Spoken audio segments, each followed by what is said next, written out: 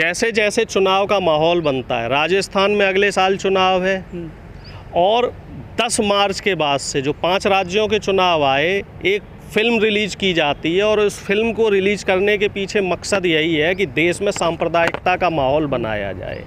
उस फिल्म के रिलीज़ होने के बाद करौली में घटना होती है। बाद में जब घटना की जांच होती है तो जांच में भारतीय जनता पार्टी के कार्यकर्ता पाए जाते हैं।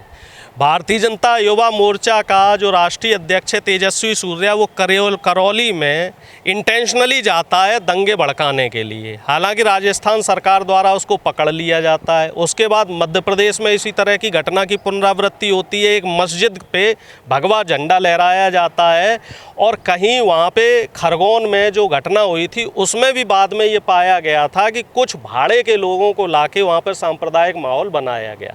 दिल्ली की घटना आपके सामने है, दिल्ली जहांगीरपुरी में, उसमें जो मुख्य अभियुक्त है अंसार, वो कभी आम आदमी पार्टी का निकलता है तो कभी भारतीय जनता पार्टी का निकलता है।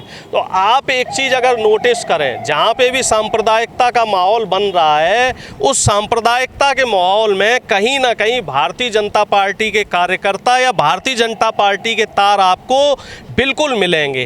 कहीं ना कहीं उसमें वो पूरी जो घटनाक्रम होता है उसमें जो षड्यंत्र रचने वाले लोग हैं वो बीजेपी आरएसएस के लोग ही मिलते हैं और ये लोग इस समय चुनावी माहौल ख़राब करने की कोशिश कर रहे हैं। जनता के बीच में सांप्रदायिकता का जो माहौल है वो बढ़ाने की कोशिश कर रहे हैं।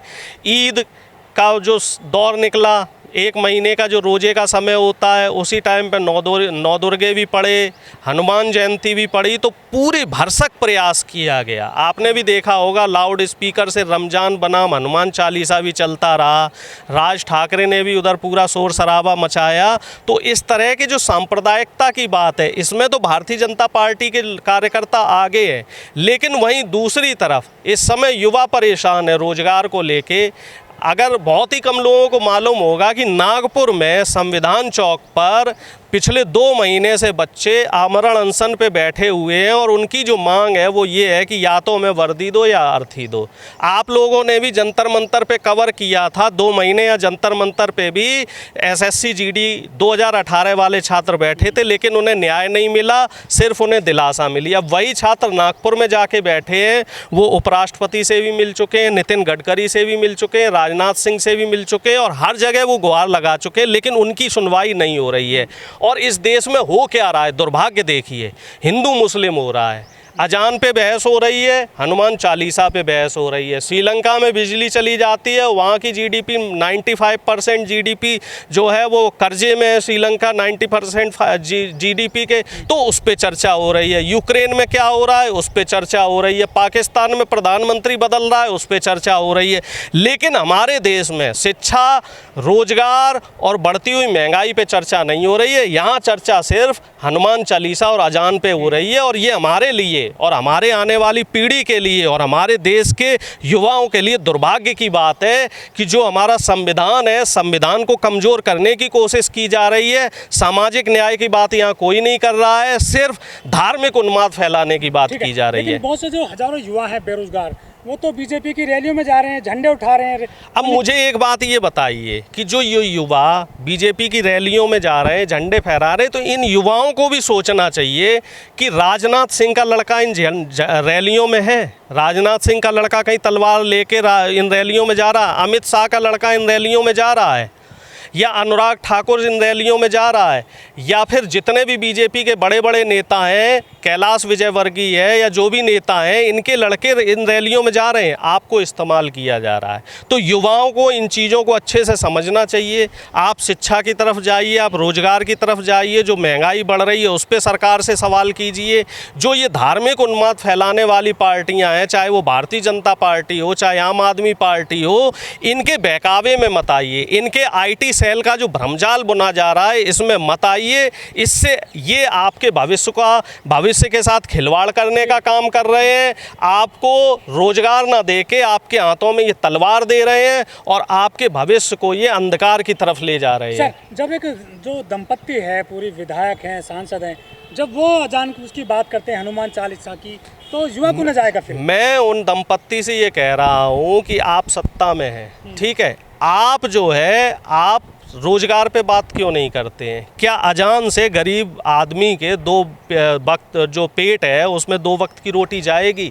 क्या हनुमान चालीसा पढ़ने से उसको भोजन मिल जाएगा?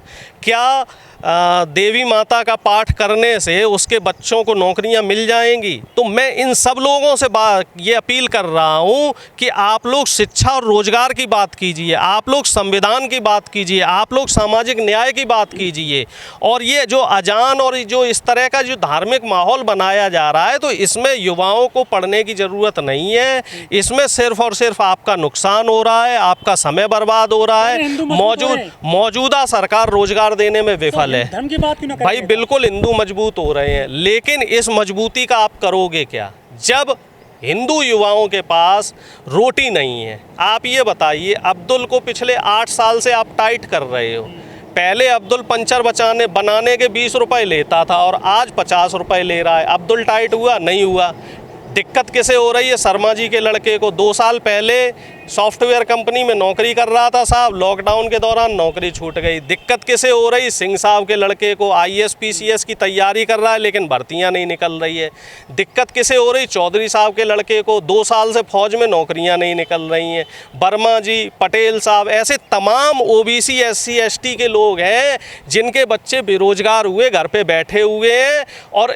और किस में ये सब खुश है कि साहब मुस्लिम टाइट हो रहा है, लेकिन मुस्लिम भी टाइट नहीं हो पा रहा है। बीजेपी के लिए तो झंडे यही उठाते हैं ना, SC ST OBC। तो मैं आप लोगों के चैनल के माध्यम से, क्योंकि आपके जो दर्शक हैं वो ज़्यादातर बहुजन हैं, मैं आप लोगों के चैनल के माध्यम से यही सवाल इन दर्शकों से और SC ST OBC के बच्चों से करना चाहता हूं कि आप लोग किस दशा में जा रहे हैं। आप लोगों को शिक्षा, रोजगार और बढ़ती हुई महंगाई पे सरकार से सवाल करना चाहिए। क्या अजान से या बजरंग बली से या मुस्लिमों को टाइट करने से आपको 2 वक्त की रोटी मिलेगी? देखिए, नफरत किसी भी समस्या का समाधान नहीं है। समस्या का जो समाधान है वो सिर्फ संविधान है। संविधान को पढ़िए, अपने मौलिक अधिकारों को समझिए, शिक्षा की तरफ जाइए। बाबा साहब ने खुद कहा है कि शिक्षा शेरनी का वो दूध है, इसे जो पिएगा वो दहाड़ेगा। आप लोग शिक्षा से दूर हो रहे हैं, आप लोग अपने मौलिक अधिकारों से दूर हो रहे हैं। रोजगार देना ये सरकार को हमें दिया गया मौलिक अधिकार है, तो रोजगार से आपको सरकार वंचित कर रही है, शिक्षा से आपको सरकार वंचित कर रही है। तो इस तरफ जाइए, ना कि आप हिंदू मुस्लिम की तरफ जाएं। जब से चुनाव हुआ है उसके बाद से तमाम पुलिस महकमा और शासन के लोग जानबूझ के इंटेंशनली और इरादतन कई जगह इस तरह की घटनाओं को अंजाम दे चुके हैं। कई जगह ब्लॉक लेवल पे और ग्राम लेवल पे जाति विशेष के लोगों को साथ ये घटनाएं की गई हैं। हालांकि जो अभी ये घटना हुई है चंदौली में, ये बहुत ही निंदनीय है और हमारे देश के लिए, न्याय व्यवस्था के लिए, संविधान के लिए एक शर्मनाक घटना है कि कैसे एक बच्ची को 20-25 पुलिस वाले आके पीटते हैं। और जो अभी हालांकि पूरी पुष्टि नहीं हुई है, लेकिन जो प्रत्यक्षदर्शी है, जो उसकी छोटी बहन है बच्ची की, वो ये कह रही है कि पुलिस वालों ने इतना पीटा है और उसके साथ बदसलूकी इतनी की है कि उसकी जान चली गई और इसको आत्महत्या दर्शाने के लिए पंखे से उसको लटका के टांग दिया गया। ये तकरीबन अगर हम घटना की तह पे जाएं तो घटना कुछ जो है पुष्पिंदर यादव के साथ जो कांड हुआ था, कुछ उसी की पुनरावृत्ति है। जैसे पुष्पिंदर यादव ने पुलिस वालों को हफ्ता देने से मना कर दिया था तो उसकी हत्या कर दी गई थी और पुलिस के संरक्षण में ही उसका दाह संस्कार कर दिया गया था। यहाँ भी उसी तरीके का कांड है कि जो इनके फादर थे बच्ची के, उनसे पुलिस वाले दबाव बना रहे थे और फादर के ऊपर कुछ झूठे आरोप लगाए हुए थे। फादर ज़िले में नहीं था तो इनके घर पे पुलिस वाले गए और ये पूरे घटना को अंजाम दिया गया। और इसके बाद पुलिस ने अपने संरक्षण में ही उस बच्ची के साथ उस बच्ची का दाह संस्कार किया। पुलिस की जो पोस्टमार्टम की जो रिपोर्ट है वो अभी तक उजागर नहीं हुई है। इसमें कई संगठन हैं, हम लोग भी हैं जो सामाजिक कार्यकर्ता हैं, ये लोग भी उस घटना पे जा रहे हैं अभी, और उसमें पुलिस प्रशासन पे पूरा दबाव बनाने की कोशिश की जा रही है। और जहाँ तक मैं कहता हूँ, जो मुख्यमंत्री जी ये कहते हैं कि हमारा लॉ एंड ऑर्डर ठीक है या लॉ एंड ऑर्डर के लिए वो जो तमाम तरीके की बातें कहते हैं, तो हम लोग उन पे दबाव बनाएंगे और इसकी निष्पक्ष जांच करने के लिए इनसे अपील करेंगे। देखिए, इस समय जो माहौल है शासन का और प्रशासन का, ख़ास तौर से अगर हम उत्तर प्रदेश की बात करें, तो जानबूझ के एक जाति विशेष को या फिर हम ये कहें कि यादव जाति को प्रताड़ित करने की कोशिश की जा रही है। क्योंकि पिछले जो चुनाव के नतीजे रहे हैं, जो अभी विधानसभा चुनाव हुए थे, उन नतीजों में मौजूदा सरकार को अगर सबसे ज़्यादा किसी जाति ने टक्कर दी है तो वो यादव जाति ने दी है। तो शासन प्रशासन मिलके इनके इरादों को तोड़ने के लिए इस तरह की घटनाओं को अंजाम दिया जा रहा है। हालांकि देखिए साहब, चुनाव अलग चीज़ है, वो एक राजनीतिक प्रक्रिया है और वो चुनाव ख़त्म हो गया। अब इसके बाद सरकार की जिम्मेदारी ये बनती है कि सरकार न्याय व्यवस्था पे ध्यान दे, सरकार ने जो चुनावी वादे किए थे उन चुनावी वादों पे ध्यान दे, रोजगार की तरफ ध्यान दे, शिक्षा की तरफ ध्यान दे, जो व्यापार ठप हो रखे उनकी तरफ ध्यान दे। इस समय बिजली संकट बहुत ज़्यादा गहराया हुआ है तो उसकी तरफ ध्यान दे, ना कि